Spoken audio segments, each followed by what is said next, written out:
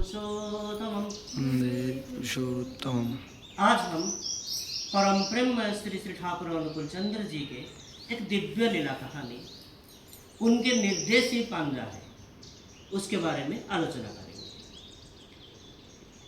एक अमेरिकन भक्त थे, उनके नाम था डॉक्टर कैरन फर्लिसा। वो थे जातिसंघ या यूएनओ का मेडिकल टीम के सदस्य और डॉक्टरी पढ़ा में एमडी भी किए थे। जेनेवा में वो जब कार्य कर रहे थे तब वो डॉक्टर भारत सरकार के अनुरोध में भारत आए हैं। कोयला और दूसरे जो खादान या खनि में जो लोग काम कर रहे थे, जो श्रमिक लोग बहुत देर तक मिट्टी के अंदर कैसे रहते हैं, उनके पास कौन सी रोग दिखाई देता है, उसके ऊपर वो गवेषणा कर रहे थे। कुछ दिन के लिए वो धनबाद में भी रह के खनिज श्रमिकों के चिकित्सा भी कर रहे थे। वहाँ के एक ऋतिक थे जिनके नाम था श्यामापद मुखर्जी। वो उनको देवघर आश्रम लेके श्री ठाकुर के दर्शन कराते हैं और उनके साथ आलाप आलोचना करवाए थे। वो दीक्षा ग्रहण करने की इच्छा प्रकाश किए। तब वहाँ जज प्रफुल्ल बनर्जी शास्त्री अपने बीवी के साथ वहाँ उपस्थित थे।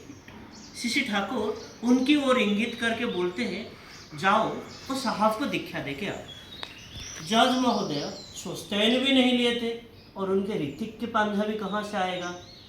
फिर वहाँ बाजू में प्रफुल्ल कुमार दास जो आलोचना प्रसंग के अनुलेखक है, वो प्रफुल्ल कुमार दास दा को बोलते हैं कि दादा मैं तो सोचते भी नहीं लिया हूँ, तो मेरे पास ऋतिक के पांजा कहाँ से आएगा जो मैं इन साहब को दीक्षा दे सकूं। फिर प्रफुल्ल दा श्री ठाकुर को वो बात बोले। फिर श्री ठाकुर उत्तर देते हैं, पांजा नहीं तो क्या हुआ, मैं बोला यही तो पांजा होता है। फिर जज महोदय रोते हुए हालत में बोले, मैं तो कुछ नहीं जानता ठाकुर, मैं क्या करूँगा, कैसे दीक्षा दूंगा मैं ठाकुर। श्री ठाकुर उनको आश्वासना दे के बोलते हैं, तुम जो भी जानते हो वो बोल दोगे, उतना ही काफ़ी है। फिर वो जज महोदय दीक्षा गृह में डॉक्टर कैरन फर्लिसा को यथाविध दीक्षादान करते हैं और जब दीक्षा खत्म होता है, श्री श्री बड़दा दोपहर में षोडशी भवन से ठाकुर बंगला को आते हैं और प्रफुल्ल बनर्जी दा को स्वस्तायनी देते हैं और उनको सहप्रति ऋतिक का पांजा देते हैं और दीक्षा के विधान के बारे में सब कुछ समझा देते हैं। ये शायद सत्संग जगत में एक ऐतिहासिक घटना है।